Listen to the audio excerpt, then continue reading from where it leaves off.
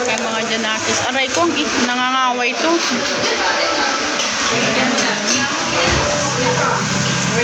Balik ka rin, manak. Kaya anak ko yan, ha? Gutom na yung anak ko.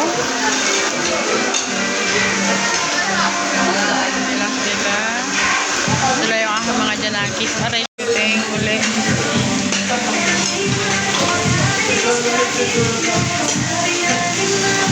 Unlimited. Sumakit yung bulsa ko dito eh.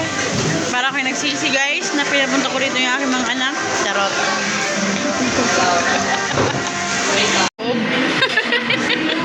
Susubo sana. Okay lang yan. Oh, diba guys? Taob. May nakailang ano kami. Ito yung isa oh. Sakit-sakit ng mukha kasi busog na. Maria. Nako.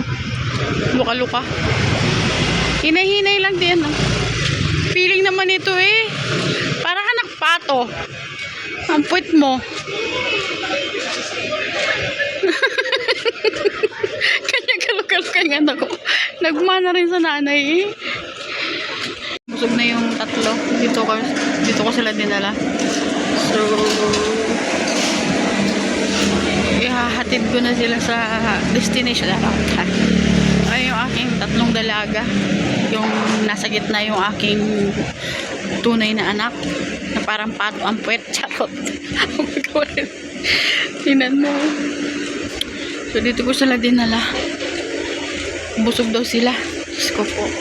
Napakatakaw ng anak ko. So, para sulit naman yung pag-aaral na pagod naman. Kaya, nilibre ko na. Ayan sila.